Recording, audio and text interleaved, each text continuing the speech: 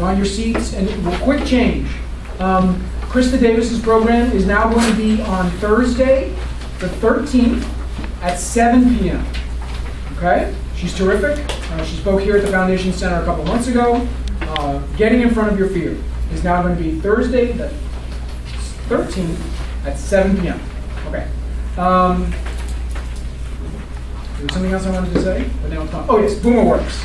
How many are here for BoomerWorks? Yay, 1, 2-ish. Okay, BoomerWorks. Very quickly, it's a social venture launched by our friend Shira Harrington, who's going to be speaking in a couple of weeks. It's really designed to help those of us in the baby boomer generation or close to it understand how to participate in the gig economy. Large article in the paper yesterday on the gig economy. We've all heard things all over the place about the gig economy. If you're curious, if you'd like to learn more, how about how you can identify not only what you're good at, but then among those skills what people will actually pay you for, and then how to create a gig or a business out of that. We're going to have a program here, or maybe next door, right after this program starting about 11:45. We're going to have some of the recent participants in a six-part, 12-week boot camp that just wrapped up on BoomerWorks. Going to share their stories and continue the conversation. This is the first of the new meetups launched by BoomerWorks. So if you're interested in that, please stay around, and that'll be next door. All right, preliminaries are over. Edna's almost ready. She's ready. She's more than ready. All right. We're delighted to have Edna with us today. Edna Figueroa is an executive coach, leadership consultant, and organizational cultural advisor. As a trusted, capable, and experienced partner, she works with organizations and individuals committed to fostering individual and organizational discovery and development. She's the founder of Elevate Leadership Coaching, a recognized source of coaching, results-driven, and informed counsel. The mission of Elevate Leadership is to empower teams, leaders, and organizations to foster the emergence of new environments where people and organizations are enriched, resilient, and productive by delivering dynamic coaching solutions for leaders, teams, and business professionals at all levels. Edna received her International Coaching Federation certification from John Matone's Executive Leadership Program, recognized as the #1 authority on intelligent leadership and the world's #2 ranked executive coach. She's a graduate from Accomplishment Coaching, an accredited ICF program in Washington, and she's also completed executive leadership programs at Harvard, UCLA, and the Center for Creative Leadership. Prior to her work at Executive Leadership, she was on staff at Ernst & Young, Fannie Mae, and Freddie Mac. So we're delighted to have Edna with us today. Thank you, Ken. Thank you so much. Can you hear me without having a microphone? I think so, yes. Yes? Yeah. So good morning. It is such an honor to be here. And I'm very, this is really a treat for me to be in front of all of you and to be serving this great organization. It's very dear to me. So I love the 3 words that everybody said. I hope that you own it today. I hope that changes tomorrow too. Your being every day should be a little bit different. It's who you want to be that day to accomplish what needs to be accomplished. So I encourage you to be messy and to really just own it and change it. We're gonna have fun today. Hopefully, we can make this really interactive. I'm a professional coach. I do with a lot of executives, with a lot of professionals at all levels of the organization. And I like to say that I'm in the business of developing great leaders at any level. And one of the things that I love to do the most is to really help you uncover your true gift and your true capacity so you can do your best work. I take a lot of pride in working with organizations and individuals like all of you, and I take a lot of pride in helping you align your stated values with those of the organization so you can be impactful, right? This is very dear to me. I was in corporate America for about 27 years. I didn't have a choice. I had to become an accountant according to my mother because that's how you get a job. And I did. I got recruited to Wall Street. And a lot of things happened organically in my life. From Wall Street, I got recruited to Fannie Mae, Freddie Mac, in EY, and I did a lot of business work. I became a PMP, so a lot of project managers here. That's a great field. But I always liked the people aspect of things. And I actually saw a lot of suffering in corporate America. I was very blessed that I had a lot of mentors, but I also was very intentional in following up on those relationships. And it was the relationships that really got me to a lot of places in corporate America, including when they sent me to Harvard and they assigned me a coach. Wrong move, because I told the coach I want to be like you one day. So I pursue a master's in coaching, and this is what I love to do. This is it. I want to say that now because I wanted to just mention I went to a lot of places in the United States to gain a lot of graduate studies. But I say it is because I want to share with you my journey and what worked.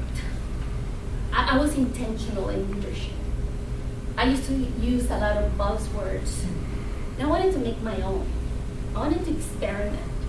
And I never forget one of my earlier mentors on Wall Street said to me, Edna, if you're going to fail early and get up. And I did. I actually failed a couple of times. And that was actually the springboard to a lot of success. I was not afraid. So if you're here, I think someone mentioned the word fears. There's a lot of fears during this transition. I actually, when I was at Fannie Mae, I was laid off. I mean, I've been there. So this is very dear to me. I felt like the rug was pulled. Nothing to do with me. My entire unit, 600 people, was wiped out from one day to another. You know, Fannie Mae loses money, people are the ones who go first. I have to say that it was scary and it was painful because it's personal. At the end of the day, it feels personal. But I have to say that I was not behind the ball. I always took time in really comprehending who I was. What was my limitations? What were my strengths? And I always play on my strengths because that's where I could be good at it. Project management was like natural to me. So I knew if I wanted to succeed, I asked to be the project manager. Not the finances, even though I was an accountant. It was just something that my mother asked me to do. You know? But I was good at debits and credits too. Like I really understood the language of money and all of that stuff. So yeah, I think that I actually became extremely passionate about the response. I don't know exactly, and I'm going to kill the quotes and I'm going to say it, but I remember that is too vividly in me that what really matters is the response. It comes down to the response, to whatever breakdown. And it's funny because a lot of us, and I think a lot of you sitting there could feel that whatever transition you go into is it's a breakdown, but it really is, behind it is a breakthrough.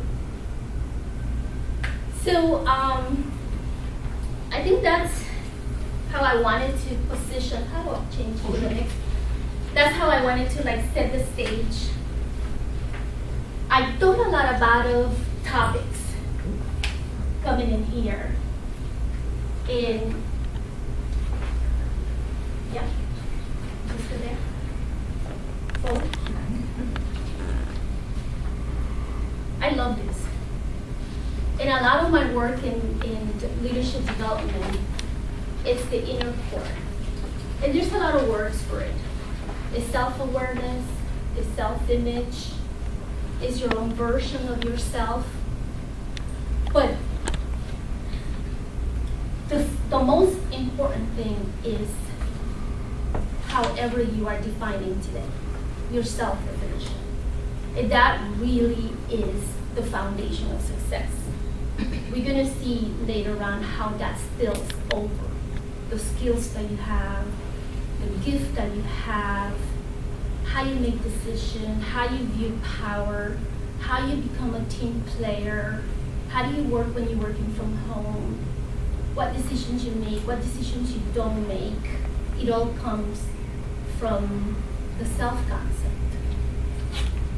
So I love this because a lot of times we are like searching outside for the solutions, for the right mentor to come by, for the right sponsor, for the right promotion.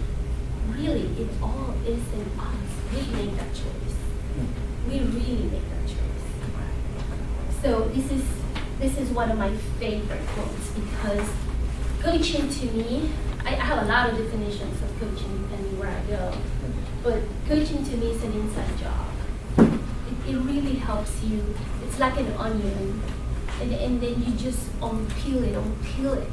And that's hard work. That's actually scary. And a lot of us don't get to do that until something happens. Either we don't get promoted, either we got laid off, or we have a family issue that we're forced to look at life differently. So, anyone would like to, is anything showing up? Anybody would like to? I want this to be really interactive. It would be really boring if it's just me talking.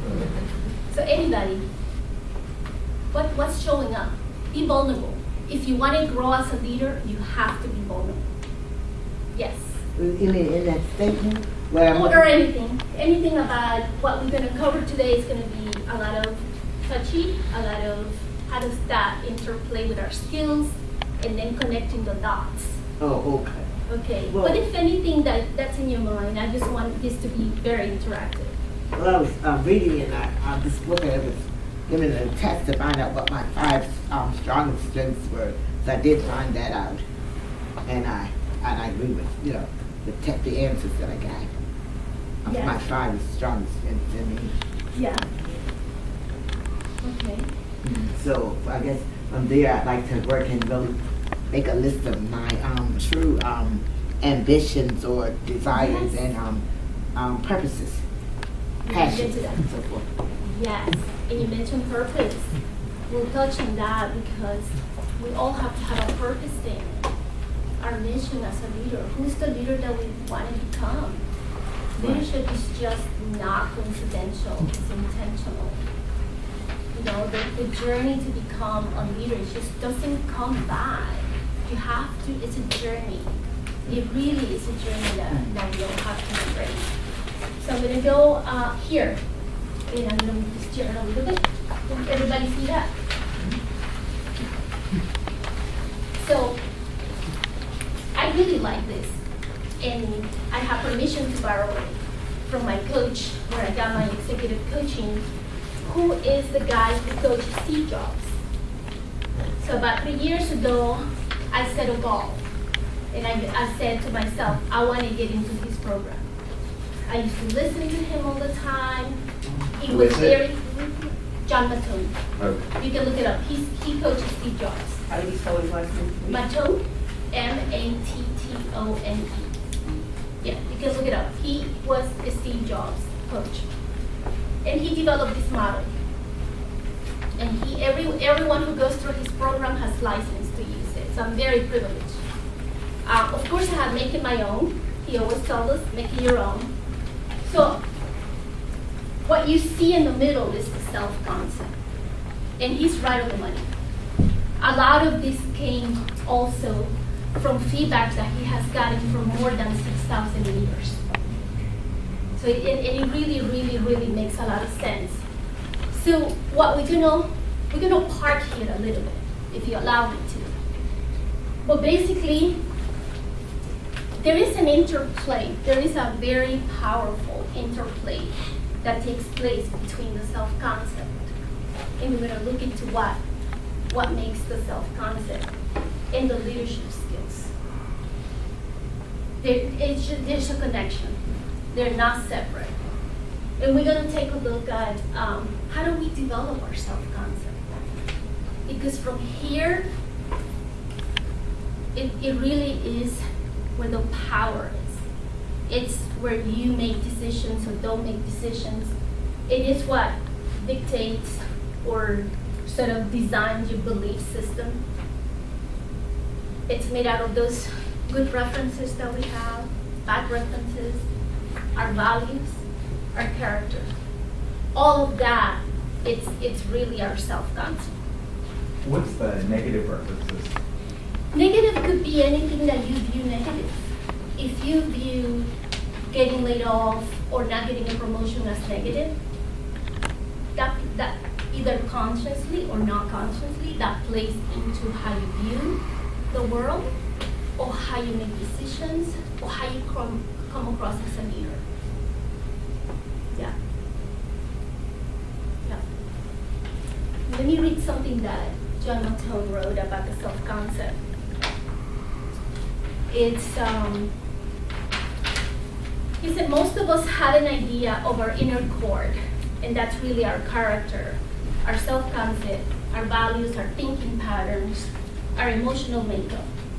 But we may not know much about how the inner core or our self-concept, strengths and weaknesses we possess translate into the traits that ultimately determine how you come across as a leader. All of that. Which are the outer core for the leadership behaviors that we exhibit. Say it in another way. The strength, the vibrancy, the maturity of your self-concept determines the strength, the vibrancy, and effectiveness of your skills.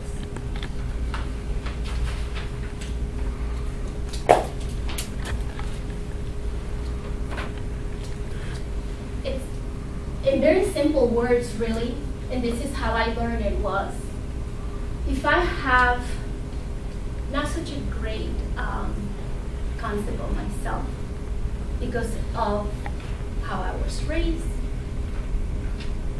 of good references, those successes that you have. Whenever your boss told you were a superstar. I remember one time in Wall Street, and I never forget this, my boss told me, where can we get another one of you? That just stayed with me. That just stayed with me. I never let go. Because that was just a lot of confidence. But I have had negative kind of comments said to me. Oh yeah, I make a choice whether that becomes part of my self-concept or not. And that truly empowers me, right? When I understand what my belief system is, do I feel that I'm weak? Do I feel that I'm a woman, that I'm a minority? Is that true? Really? I validate it. I have to validate that because that will impact how I make decisions about my career, about my life, about my next whatever.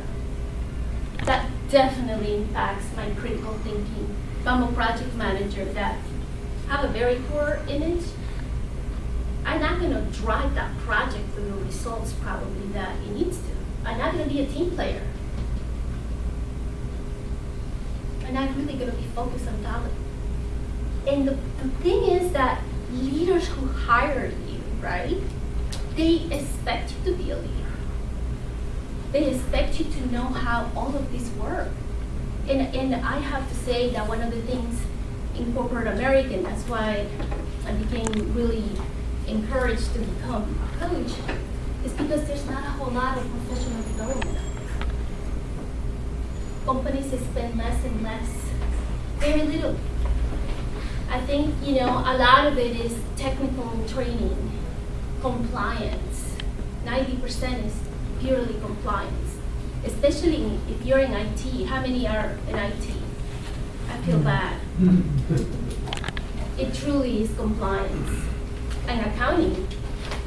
I mean, just to get the credits for the CPA and all of that, is just, who has time for the good stuff? Who has time to really understand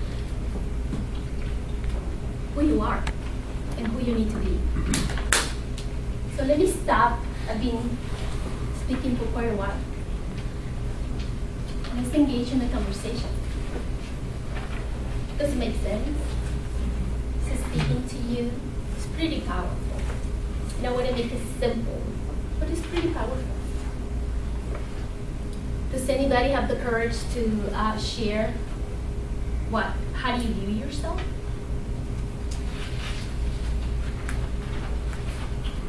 Hear me? Yes, come on, share. I have the courage, yes I do. Yes, you're okay. You can come back here. I'm fun and I'm smart. Okay, that it is. What? I'm tall, I'm fun, and I'm smart. That's how I view myself. That's beautiful. That's wonderful. Oh, there it is. Do you see yourself? And I'm not arrogant, okay? So people make me I'm arrogant, but I'm not. What would you say are your strengths? Do you know what your strengths are in terms of leadership skills? I know. Yeah. Yeah. I know what I want. I want to know what needs to get done. And I think I'm getting better at knowing that not everybody's like me. You know, I'm getting better at that. Because people get, like, you know, some people may be a little less strong than I am, or may take me as you know, like at face value. Don't realize that, you know, I have a heart and I have sarcasm built in, but you know, I'm a nice girl. That's great. That's self-awareness. Yeah. Thank you so much. Oh, you're for welcome. being vulnerable. I saw him You know, having been a manager for a long time, I look at leadership as into three different components. As a leader, you need to grow. You always be growing within yourself and looking at growing others. And then you're simultaneously you're developing others. You're developing your skill sets and improving your own skill sets, and you're developing others around you, and then ultimately be able to lead by example. That's beautiful. That's beautiful. And it's leadership by abundance. It's when you really are focusing on others. And congratulations, that's beautiful. Yes? Hi, my name is Patrick Vales, Hello. and I'm very happy to be here. We're glad to have you. I know Kennisburg. Thank you. And I want to go back to the Helen Keller poster, Yes. because I read a lot, and I read that Helen Keller was mentored by a lady, I believe her name was Miss Sullivan, who had as many problems as she did, and she was actually mentored by a slave woman who decided that she would spend time with this woman, and I believe she actually put her in a cage. And the reason why I'm saying this is because I owned and operated a construction development company at one time, and I was successful, but I had no mentoring. I actually hired a gentleman from Construction Management Corporation to come out and consult with me just to teach me about construction, because I knew nothing. I just had some dilapidated properties, but I knew nothing. And I did very well until the mortgage crisis. So I'm hungry and thirsty for mentoring and learning. And so I'm very happy to be here. And I just heard about this program and called last week and came here this morning. So is your question how to find a mentor, or? How to find a mentor, how to be compatible with mentoring, anything with mentoring. I will challenge you to find at least three mentors. Thank you very much. And even set up your board of directors. Excellent. Really. I mean, it really, you cannot do it alone. And I'm sure they talk about it in the program, Sure. right? Absolutely. Yes. So, welcome. Thank you. And keep coming. Yes. Just in terms of mentorship, you know, a lot of people here are thinking about like gaining mentors, but you know, everyone here has great experience. When interviewing, you can sell your own mentorship to those coming through that don't have the same experience. Yes. Like, don't sell yourself short in the interview process. You know, in my own job experience, I didn't get my best jobs until I started interviewing the company. You know, I was always like trying to convince them to hire me, but once I like started sitting down with different companies and basically said to them, convince me why I should work for you. Yes. Absolutely. It really sort of resonated and sort of, I guess, changed their perception of me. Absolutely. And it was like, wow, this is a guy that you know, if we're trying to convince him, he must be like valuable and someone we want in the company. So yeah, in terms of mentorship, don't sell yourself short. You've all got amazing experience, and that's something you can really offer in terms of a new position. That's great insight. So Yes. is that what you made, you were talking about you gave them like an Can information? everybody hear? Was that an informational interview like you gave the company? Some of what you gave them? I mean, so I currently work with Merrill Lynch, and so I've been in the US for 3 years. So I've been with Merrill Lynch since the start of the year, but you know, I was interviewing with a number of different companies at the time. Right. And I didn't play them against each other, but I was just like, when I was interviewing with Merrill Lynch, I was like, listen, I interviewed with Morgan Stanley yesterday. And I said to them, look, this is what I'm looking for a career. This is what I can offer you. Like, why should I choose you over some other company? And, you know, perception is reality. So when someone's interviewing you and you're basically saying, what is it about your company that should convince me that this is the perfect place for my next step in the career? And then they'll really try and sell you their company and sort of convince themselves, hey, we want this person, and then they're trying to convince you to come and work for them. It's almost like a psychological trick. Like, Well, I think it's leadership. yeah, Because you really, you know, they lucky to have you. They're lucky to have you. yeah. You're talented, and if you're for the interviews because they see that you're going to bring something to the table. So the interview is just as good as for them to get to know you, but for you to learn from them and for you to let them know what you can offer and provide. Yes. So that was really thoughtful. That was really great. Yes. Thank you. I'm all about the shifts in the mindset. Yes. And I think that some of what I've seen, I guess here, but then in other literature, is this idea that life is a journey, and I would say mentorship is not necessarily a binary choice. And I think that it's very easy for people, including myself in the past, to just sort of fall in this trap that like I'm broken, like no, like you just weren't in the right job, or you can be all that you can be. But like that lesson alone, and from that adversity, is an incredible gift that you can give to somebody else who's struggling. And sometimes you can actually empower yourself by offering insight to somebody else, and it's easier to see how you can help someone else than how you can help yourself.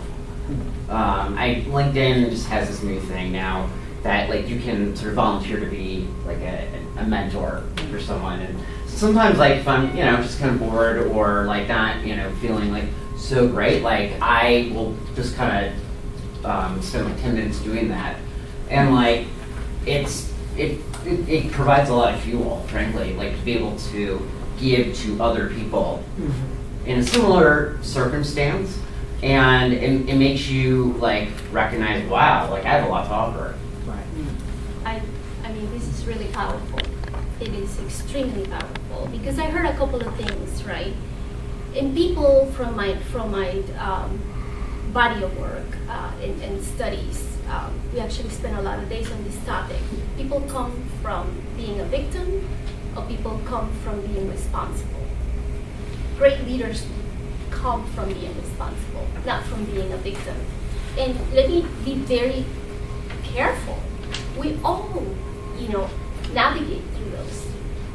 But if you really find yourself navigating and I'm a victim, I'm broken, things just are not lined up, I don't have the right debt, there's no power there. There's absolutely no power there. You really have to jump into, be creative. It's called references. It's creating those. Those are the good positive references, like mentoring, like finding something to do for others, volunteering. Because you never know who you're gonna meet, and you never know who you're gonna serve. And the other thing though, like to flip the switch, is to see your adversity as a strength. Yes. And like, that's gonna create new opportunities for you. So it's just a total reset. It is the unknown, right? I think that we all play in the comfort zone. The skills that we know, the job that we have for a long time, what feels good. But really, if you want to be successful, you gotta go to the unknown. And you're gonna have to take some risk. I mean, when I became an entrepreneur, I knew it was gonna be a journey. I knew there were gonna be lots of downs and ups, and yeah, it's been a lot of downs, but there's been a lot of victories too. It really is, it really, you know, finding that spot where you have such a strong inner core. And there's nothing like it. You really are fulfilled. You're not afraid, you know yourself, you can actually have fun developing this. You become curious about what your weaknesses are. You know, I always tell my clients, you are at a bad space if you have a manager coming and telling you about your weaknesses. You are the leader. You need to know that. You need to know what your gaps are all the time. There's no substitute. There's no shortcuts. You don't want to go to an evaluation or a performance review and be surprised. That's not leadership. I mean, you could use those conversations to get more insights, to validate the areas where you need to improve.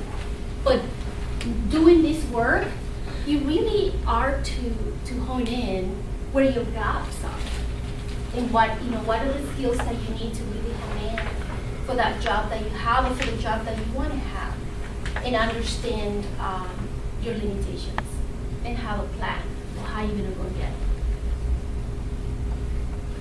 Really good stuff. Anybody else? Really, really good stuff. So can you expand a little bit about, because I agree with you completely, I'm paraphrasing the quote, was your strength of self-concept and or self-awareness determines the effectiveness of your leadership skills. Completely, totally agree with that. Yeah. And there was a recent statistic I read that there's like 95% of us think we're self-aware, but only 15% of us truly are. Do you have some thoughts on how we become, more self-aware or have a stronger self-concept? It's a great question. So John Montone will say one thing in a lot of our classroom. Some of that came up. How do we know, right? And he said one of the things that we know is what are our tendencies? You know, who's running the show? Our unconscious, sort of protective, sort of like not taking risks, not doing a lot of self-evaluation and asking for feedback. So what happened is if you have those tendencies, those traits, those are the ones that are more common in you, and those are the ones that you're going to draw into it. But really, is that going to get you to a very far? Probably not. I think the work comes when you do a lot of like a 360, when you look at those self-evaluation assessments that you have to take a look at the gaps. You have to take a look at those limitations, and you have to have a plan in place. I don't know if that answered your question, but it really is the unconscious, yes, like I used to be really sort of like I needed validation at some point, and that was probably the one running the show at some level. And it wasn't until I did a lot of the self-awareness work that I decided to fire that person and said, thank you, you no longer need it, and be confident. And I chose to be confident. So it's a choice. It really is. Yes? I think you answered my question by kind of being what you're thinking. Doesn't ask you what your limitations were, and you kind of just told me that it was about needing validation, right? It is, yeah. Some of it is. For me, it was, I was very intimidated working with a lot of senior leaders and male. I have to be honest, and I just, you have to just normalize it. It's okay to have fears. It's okay to really go and and not feeling, 100%. You just have to face it, normalize it. Emotions are there. It's all part of that. It's how you deal with it. It's the choices that you make, and continue to make a masterpiece.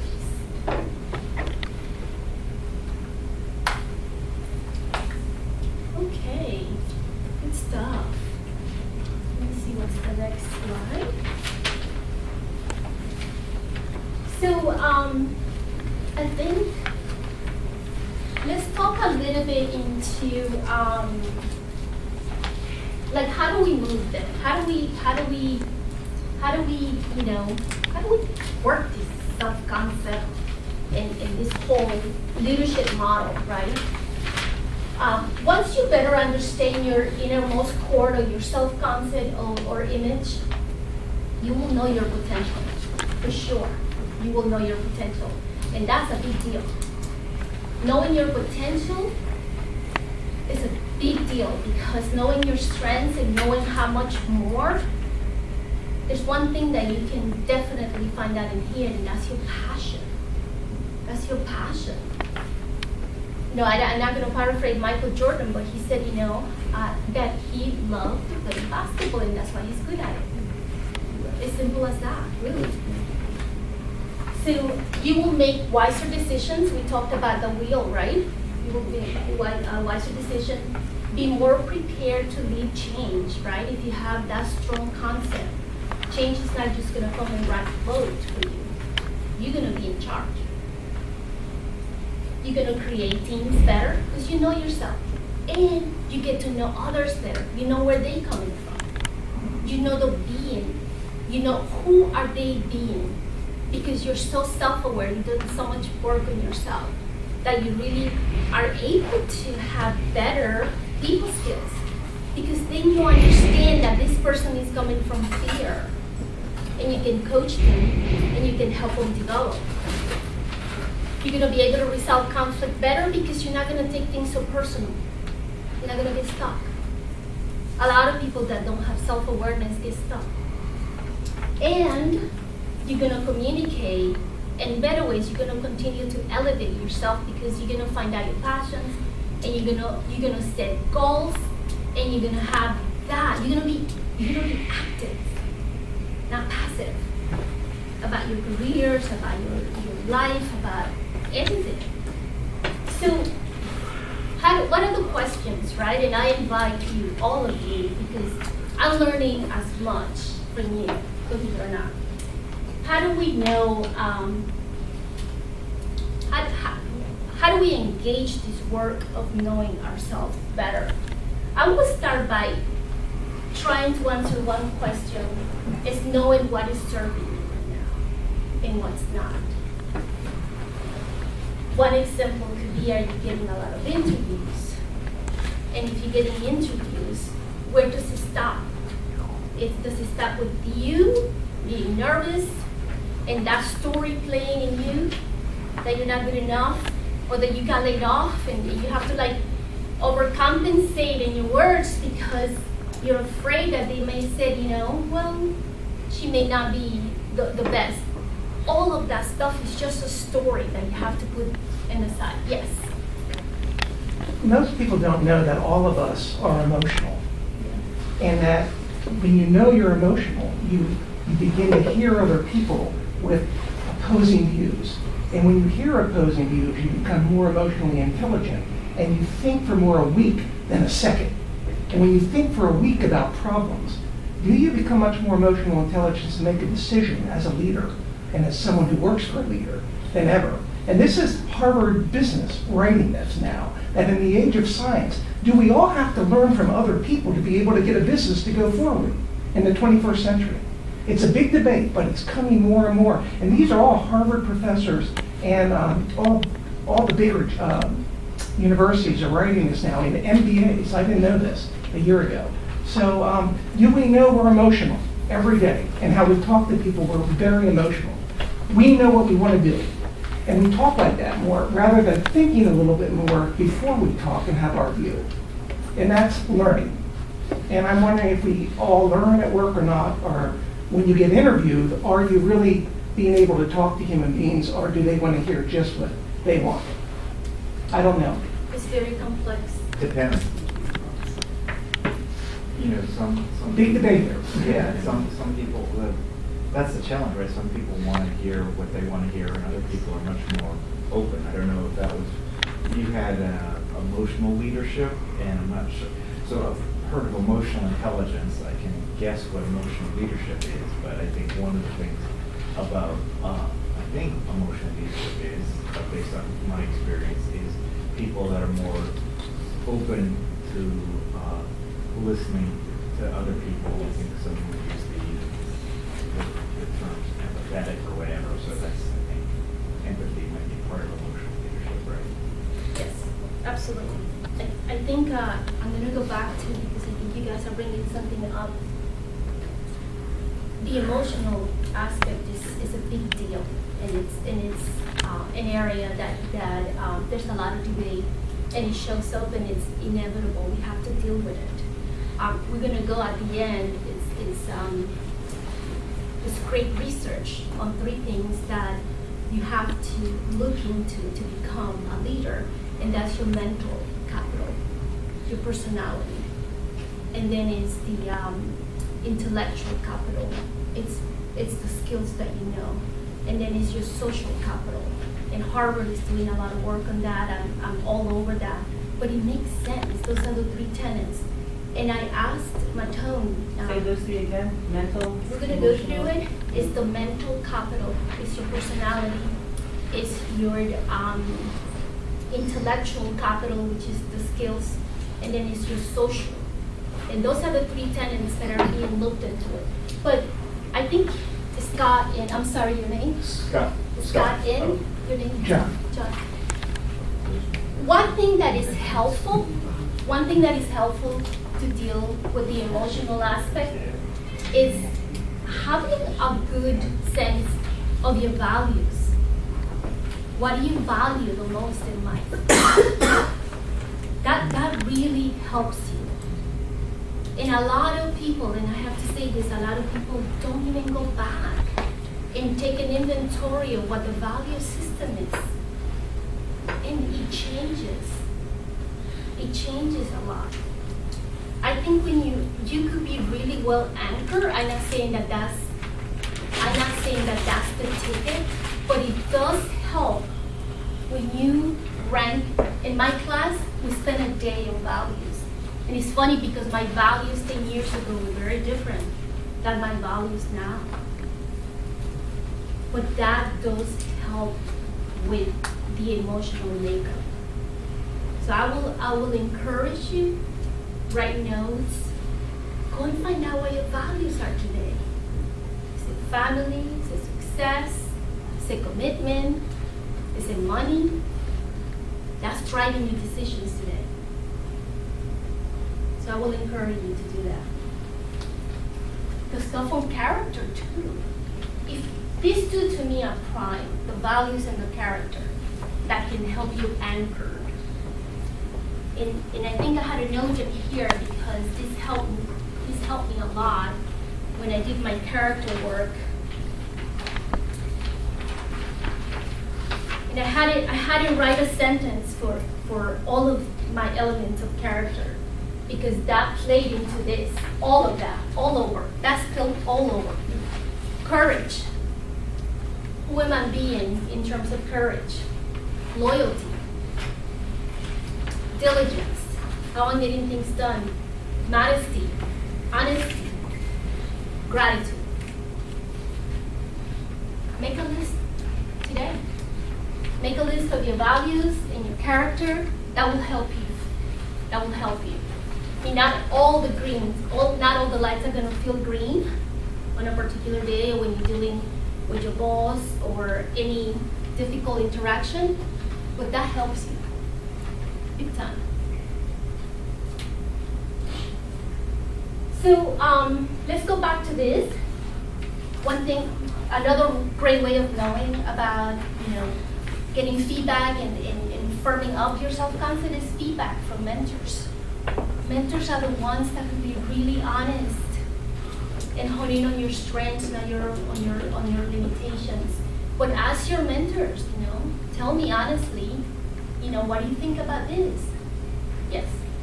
I just want to ask a question in terms of mentors. I mean, if you talk a little bit about discerning or qualifying mentors, because I grew up with a lot of people with names or letters behind their names, but I'm not sure that all of them had my best interests at heart in terms of mentoring.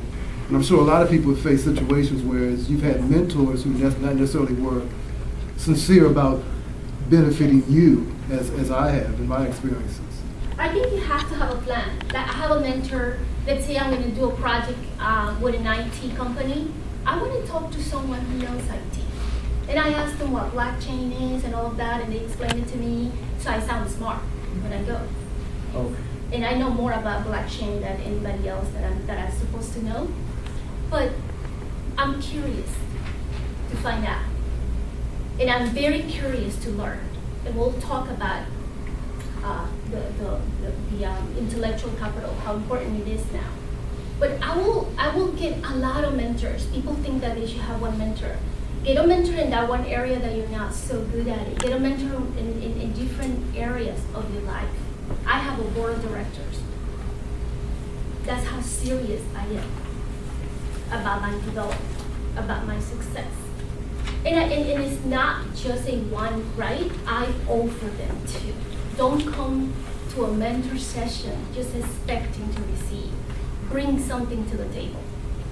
Really go. I think somebody asked, the last class that was he at Cowell? Was it Cowell? He just nailed it, When you in your interaction with others, really take time to get to know the other person. That is so powerful. That's how you're really gonna have that relationship. Yeah, if he comes again, I will suggest you to come and listen to him, because he's all about, you. Okay? I could not emphasize more the leadership assessments. There's so many out there. And they don't show potential, but they show some signs of strengths and weaknesses. I will own them and really make a plan and talk to your mentors. How do I develop the skills? Sometimes I encourage you not to get hung up on the sort of like not such a positive thing. Those are areas of development. It's the stuff you're not showing up. There's suppressed gifts. There is like a backpack that you're carrying with a lot of gifts, you're just not using them. Knowing which of your traits are more active, I think we talked about that before. That sometimes somebody's running the show, knowing how do we come across more. Sometimes as a project manager, I have to stop being a project manager in a project. And I had to become a leader because I had to deal with conflict. So it's being comfortable. It's not like I'm a certified PMP and I'm going to do that all day long. No, I had to step out of that role. It was really comfortable, right? I got certified, I knew the planning through execution, but who I needed to be was a leader, not a manager.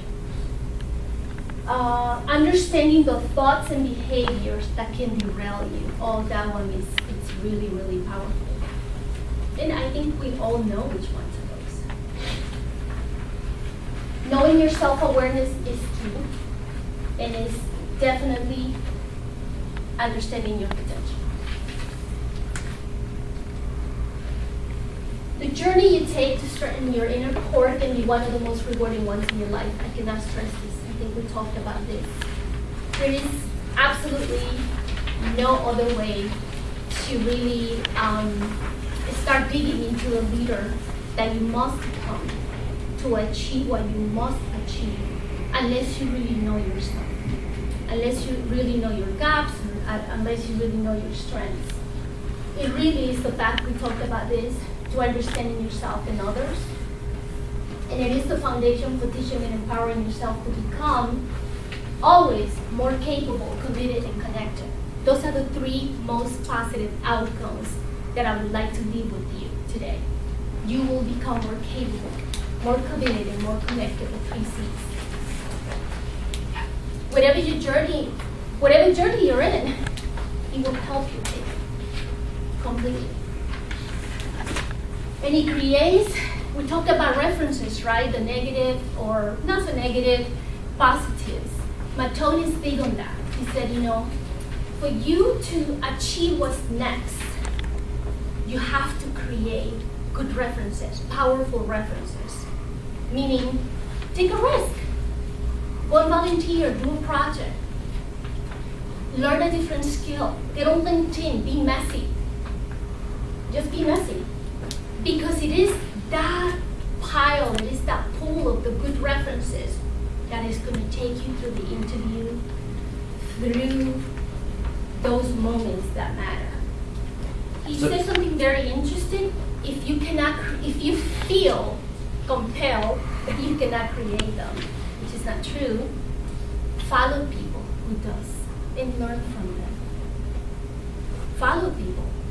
You know, if when I wanted to become an executive coach, I followed John Montone everywhere, and 3 other coaches, and I read their books, and I saw how they handle. I followed them in LinkedIn. So now I'm able to create a lot of the success that they were able to create. Not to that magnitude, but they're very powerful on my book. So creating those positive references will almost get rid of all your negative things that you have heard or that you feel they're negative, not so empowering. That's the key. Yes. You said John Matone. Can you spell that name for me, please? John, and Matone is Mattone. You can follow him in LinkedIn. How are we doing on time? Okay. So moving forward, right? What a couple of things. There's a lot. I probably would have given you pages on this, but I think that one of the things that I will encourage you now is not continue to learn, be intentional in learning about yourself, but the learning agility is huge. It really is learning all of the skills that you see on LinkedIn, that you see whoever you following. If you're in any industry, EMP or IT or architectural, follow those leaders and see what skills they're focusing. That's key. I don't know what they were, but LinkedIn published something, and they said that the top 3 skills today were not on the books like a year or 2 years ago. That's pretty scary. I bet you blockchain is probably one of them. Yeah, pretty scary. I do that a lot. That's like on top of my list. Every morning I spend an hour or 2 reading something that I don't know and learning something. It's very intentional. It's super intentional. We talked about these 3 things that are having, maybe I can say new but there's a lot of research into the characteristics of a leader that's being done by Harvard right now, and is the mental capital. That's our personality. It's really understanding your personality and everything that goes in there. And then the skills. We're back into the intellectual capital, your skills. And last but not least is your social capital. Do not think that being online, you are connected. You are not. Okay. That is the biggest lie. If somebody likes your post, it is the worst thing that has happened. You have to get out there. I love that book, Don't Have Lunch Alone. This is the place. This is really the platform for you to provide support, to learn, to be encouraged, to develop those positive references. With that, I close. Edna, thank you very much. 40 plus, we have a couple little mementos here for you. Finally, I have Thank you. So, one other announcement. 40 plus is having a party to celebrate our 65th anniversary. So I'll invite all of you to join us. Monday, October 22nd at between 6 and 8. And we're going to be just around the corner at an interesting little venue called Prequel, which is an incubator restaurant space. They bring in a rotation of different chefs every 3 to 6 months, and that are trying out a new concept or thinking about launching a new restaurant. So we'll be there. So mark your calendars, October 22nd, to celebrate our 65th anniversary with really a focus on the power of volunteers, the power of the spirit of people helping each other. And we're going to recognize some of our long-term volunteers, big people who have made it possible for us to be here today and celebrate all of our relationships for the future. So keep that in mind. Next week is Labor Day. We will not be here. So please enjoy your holiday. However, in 2 weeks, our good friend Sharon Arrington will be back talking about how to update your resume and make your LinkedIn pop. We know that those are the 2 key tools in our branding arsenal to help us land the interview, and then it's all about us. So thank you all for coming. For those of you who are interested in the BoomerWorks program, we're going to start that in just a few minutes in the room next door. So please continue networking, and thank you all for coming.